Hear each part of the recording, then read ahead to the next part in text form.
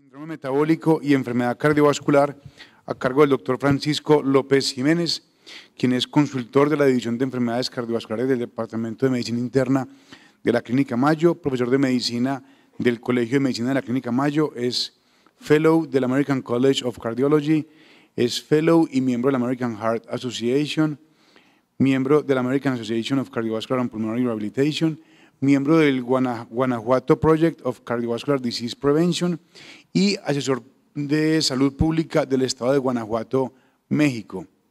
Además es Master's Faculty Privileges en Ciencia Clínica y Transnacional de la Mayo Clinic. Y para que también sepamos el aporte que hace a la medicina, es revisor de revistas como el European Heart Journal, Circulation, Chest, JACC, Lancet, American Journal of Cardiology y American Heart Journal. Ha publicado más de 100 artículos en revistas indexadas, múltiples capítulos en libros internacionales y más de 80 abstracts. Doctor López Jiménez, igualmente bienvenido a Cali, Colombia, y bienvenido a Cardiolili. Muchas gracias por acompañarnos. Muchísimas gracias por la amable introducción y muchas gracias por la invitación. Es un gran gusto estar aquí. Primera vez en Cali y como dicen las canciones, que es la sucursal del cielo.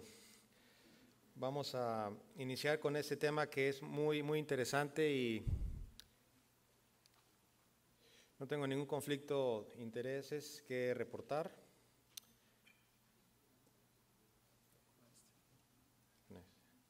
Bueno, cuando hablamos de síndrome metabólico y obesidad, hablamos de algo que es particularmente complejo, especialmente en su relación con enfermedades cardiovasculares. Pero el objetivo de esta charla no es el abordar la complejidad de la fisiopatología del síndrome metabólico, sino más bien abordarla desde un punto de vista más práctico, más de acuerdo a la realidad y en lo que vemos con nuestros pacientes.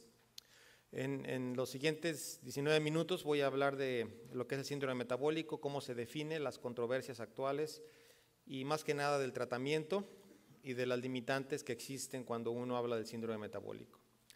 El síndrome metabólico es un concepto que no es realmente nuevo, está de moda o ha estado muy en boga en los últimos 10 o 15 años, pero es un concepto muy antiguo. Desde principios del siglo XX los médicos se dieron cuenta que había cierta correlación entre hipertensión arterial, obesidad y lípidos alterados, aunque el nombre como tal se le dio, o sea, empezó a agarrar forma ya hasta mediados del siglo XX. Ha sido un concepto muy controversial porque ha tomado muchos años que las sociedades médicas realmente lo tomen para sí y lo reconozcan.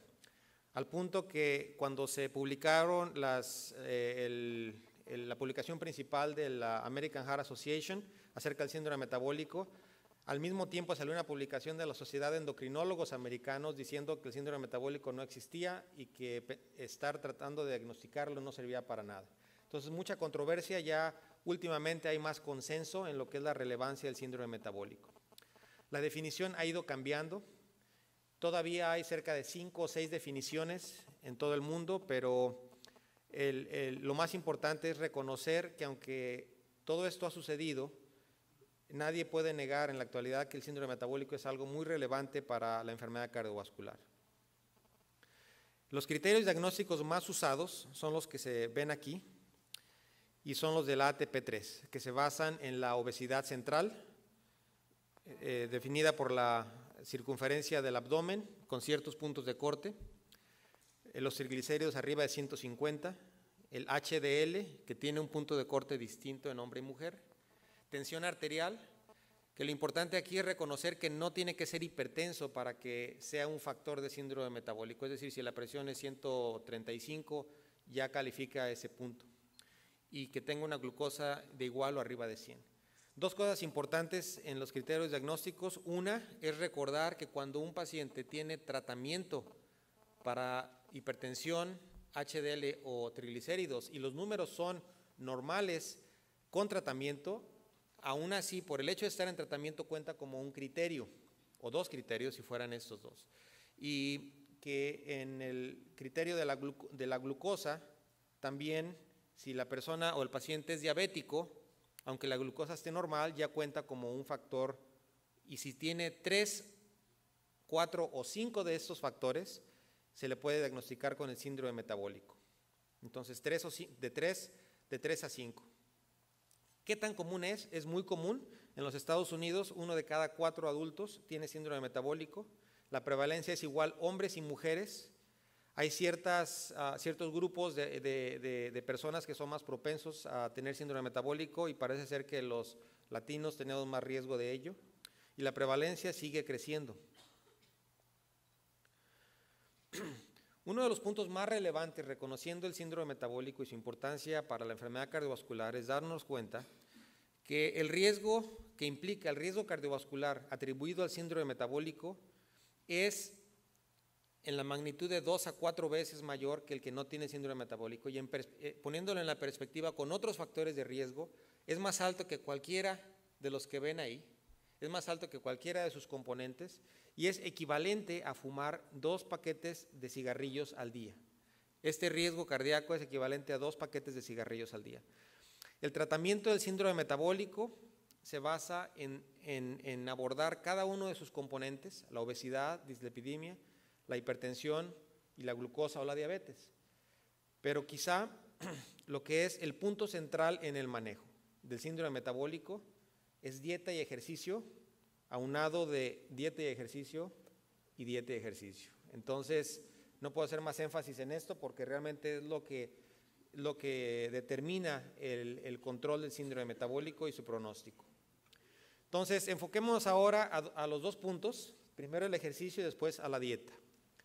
En cuestión de ejercicio, lo que la Sociedad Americana de Corazón nos recomienda es que le digamos a los pacientes que tienen que hacer ejercicio por lo menos 30 minutos al día, tiene que ser moderado e intenso, la mayoría de los días, de preferencia todos.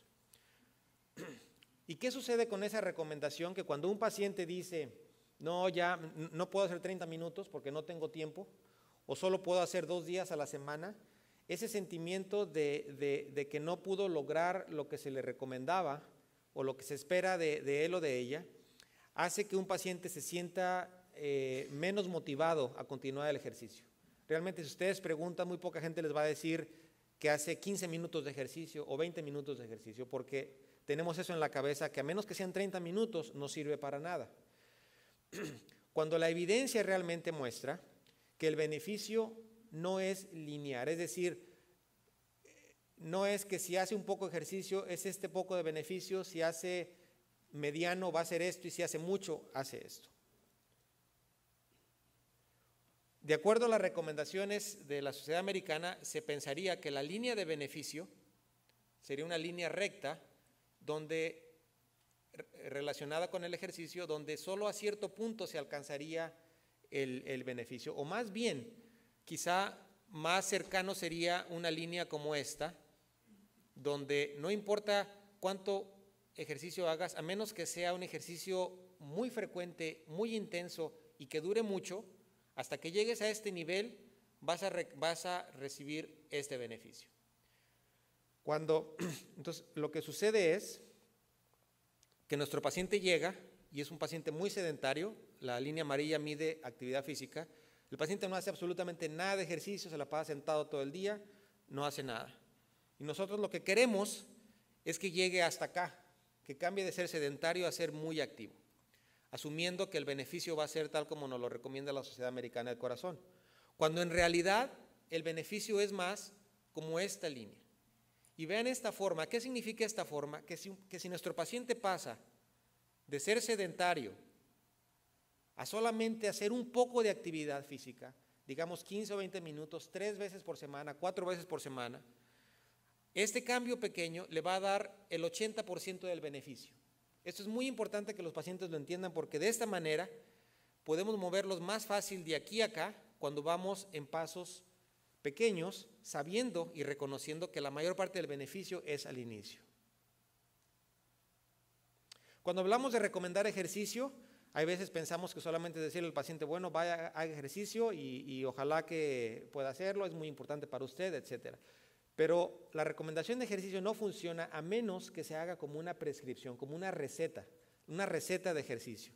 Y la receta de ejercicio es que le digamos al paciente no solo que haga ejercicio, sino cuánto qué frecuencia esperamos con la que empiece, que se les den más detalles, ejercicios de intervalos, es decir, que haga ejercicio intenso y después le baje un poco, que haga ejercicio de flexibilidad, que haga ejercicio de resistencia con pesas, con máquinas, y en general que aumente su nivel de actividad física, no solamente de ejercicio. Entonces, es importante que le demos al paciente recomendaciones más directas y más específicas que solamente decirle que haga ejercicio.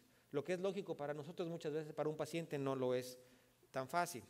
Y quisiera hacer énfasis aquí en lo que es el concepto del NEAT, que en inglés es Non-Exercise Activity Thermogenesis, que en castellano sería la actividad física que no se puede considerar realmente como ejercicio tal como lo conocemos nosotros, que es básicamente toda la actividad que hacemos en el día. ¿Y por qué es importante eso?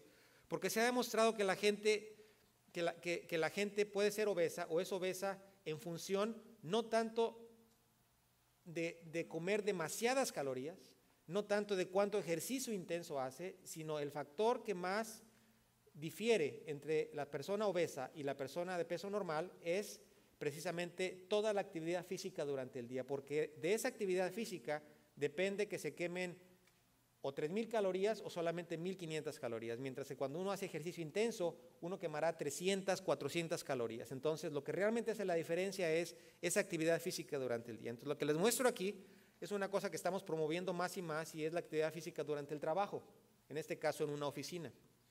Y aquí el doctor Allison me permitió tomarle esta foto, donde pueden ustedes ver que se puede estar parado y trabajando, pero aquí algo que no se ve muy bien en la fotografía es esto, que es un aparatito de $50 que funciona sin electricidad, sin nada, simplemente es un como escalador, donde se puede estar caminando en él por 3 o 4 horas en el día, y al llegar a casa se quemaron ya 1,000 calorías. Se puede enriquecer con un par de pesas pequeñas. Y no solo eso, es el concepto mismo de ser activos. Aquí estamos revisando un artículo, en lo que le llaman el Journal Club, y dijimos, bueno, no tiene sentido estar hablando de actividad física y estar todos sentados ahí hablando de actividad física. Entonces lo que hicimos, juntamos a todos los fellows, aquí tenemos al doctor Kopesi, que va a hablar al rato, un servidor, y nos pusimos a discutir el artículo, pero cada quien haciendo ejercicio. Hicimos el cálculo y la mayor parte en esa hora hicimos toda la actividad física que se hubiera hecho en la noche de otra manera. Es importante reconocer que nuestra naturaleza humana nos lleva a ser sedentarios. Entonces, aquí en Las Vegas decidí pararme enfrente de esta esquina y dije, vamos a ver cuánto toma que una persona use las escaleras. Entonces, esperé ahí por media hora, no pasó nada. Me cambié al otro lado, porque ¿será que aquí les da mucho el sol o qué pasa? Y bueno, donde le daba más la sombrita, bajó una persona. Ni siquiera subió, bajó. ¿Okay? Entonces, tenemos que entender que nuestra reacción normal es ser sedentarios. Entonces, cuando le digamos a los pacientes que saquen a pasear al perro, digámosle que la actividad tiene que ser para los dos. Hablemos ahora de cuál es la dieta mejor. Se hablan de muchas dietas. Hay libros y libros y libros de dietas, que la Atkins, que esto, que proteína, que la mediterránea, que todo eso. Y oímos mucho acerca de eso. La realidad es de que nosotros somos lo que comemos. Y en esta diapositiva les pongo lo que es la evidencia científica de lo que realmente ayuda y lo que no ayuda. Entonces, en vez de ponerle nombre a las dietas, quizá lo más importante es decirle al paciente lo que debe de comer más y lo que debe de comer menos, porque a uno le puede hablar de dietas, de nombres, darle libros, pero se tiene que simplificar en qué es lo que debe comer más y qué es lo que debe comer menos. ¿Y qué es lo que debe un paciente comer más, especialmente si tiene síndrome metabólico? Más frutas, más vegetales, más pescado, especialmente pescado grasoso, más granos, legumbres. Por granos me refiero a frijoles, alubias, todo tipo de cosas. Proteína, y le pongo aquí proteína sin grasa, porque muchas veces la proteína viene ligada a la grasa. Cuando hablamos de proteína, lo primero que pensamos es carne, o huevos fritos, o cosas así. Entonces, considerar lo bueno de la proteína, pero tratar de tenerla sin grasa. El chocolate ha demostrado que es bueno para la presión arterial, puede mejorar la presión arterial 5 hasta 8 milímetros de mercurio. Entonces, no tenerla como algo malo, especialmente si es chocolate oscuro. grasas monosaturadas o polisaturadas. Vamos a hablar más de ello más adelante. Pero eso es en lo que se tiene que educar un paciente. ¿Qué es lo que tienen que reducir las grasas saturadas? Y la manera más simple de definirlas son todas las grasas que vienen de productos animales, excepto las grasas que vienen del pescado. Toda esa grasa del pollo, aunque sea pollo, es grasa que no es buena para el corazón. Los trans fats, eso es la grasa que está en las galletitas, en los pastelitos que se compran, en las frituras, todo eso. La sal, reducir la ingesta de sodio, reducir la ingesta de azúcar y productos con azúcares refinados. Y por supuesto, reducir las calorías. Y eso que digo al final de reducir las calorías es muy importante porque casi todas las dietas se han enfocado a los componentes de la dieta, pero muy pocas hablan de la importancia de reducir el contenido calórico. Bueno, cuando hablamos con los pacientes de contenido alimenticio o de dieta, es importante también darles ejemplos bien específicos. Por ejemplo, el azúcar es una cantidad inmensa de azúcar la que podemos consumir cuando consumimos líquidos como los que se muestran ahí. Lo típico, por ejemplo, esas bebidas endulzadas, congeladas, que son como frappé, pueden tener el equivalente. De hecho, aquí no la tengo, pero cada bolita roja es una cucharadita de azúcar, ¿ok? Cuando se toman un té de esos embotellados, puede tener hasta 16 cucharitas de azúcar. Y si no lo creen, vean los gramos, cada cucharita tiene 5 gramos de azúcar. Entonces cuenten la cantidad que tiene. Una soda enlatada, esas son la cantidad de cucharaditas. Yo imagino que nadie aquí le va a poner a su café 10 cucharaditas de azúcar, ¿verdad? Con 2 quizá ya se le sabe muy dulce. Pues esa es la realidad y el paciente tiene que saber eso. Esos frappuccinos de los congelados que les decía pueden tener hasta 20, 22 cucharaditas de azúcar. Pero recordar también que azúcares o carbohidratos refinados están en el arroz, especialmente el arroz blanco, el pan blanco, y no nos puede faltar, por supuesto, la arepa, ¿verdad? Entonces, se tiene que adaptar a la cultura, no es que sea malo, pero decirle, redúzcale un poco. El problema es que uno se podrá comer quizá un pan nada más, pero si se le ponen 3 o 4 arepitas buenas, pues se va a comer 4, ¿verdad? Entonces, la cuestión es moderación. Cuando hablamos de grasas polisaturadas o monosaturadas, pues básicamente enfatizar que vienen aceites, aceite de cártamo, aceite de oliva, granos y pescado, por supuesto. Y el aguacate, que es un alimento muy rico en omega 3, muy rico en grasas polisaturadas, y por supuesto con moderación puede ayudarle. Cuando hablamos de sal, lo más importante es recordar al paciente que el salero, o sea, cuando uno le dice no use el salero para que usted ya no consuma tanta sal, eso está bien, pero recordemos que solo representa el 15% del consumo de sal. O sea, es decir, cuando una persona deja de usar el salero, eso solamente representa el 15% del exceso de sal que esa persona está consumiendo. ¿Y qué es lo que representa el resto? Lo que son carne procesada, como salchichas, jamones, enlatados, es un factor muy importante en la ingesta de sodio, las frituras y el pan.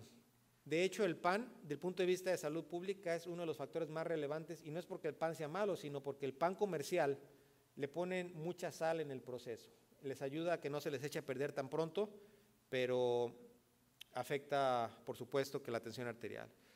Finalmente voy a revisar algunas percepciones equivocadas que podemos tener los médicos, que tienen los pacientes, para que las usemos si es posible. Muchas veces el paciente, si ve que su colesterol está normal, dice estoy bien, puedo comer lo que quiera. Eso es erróneo. Se ha demostrado que cuando una dieta no es saludable, aunque los lípidos estén normales, el riesgo cardiovascular es elevado. Otro problema, que si el paciente su peso es normal, dice estoy bien, mi peso está normal, ¿por qué me tengo que preocupar? Se ha demostrado, y como voy a hablar en otra charla más adelante, que se puede tener un peso normal y se puede tener lo que le llaman también obesidad con peso normal o metabólicamente obeso. Entonces, puede ser que el paciente esté en problemas a pesar de que tenga el peso normal.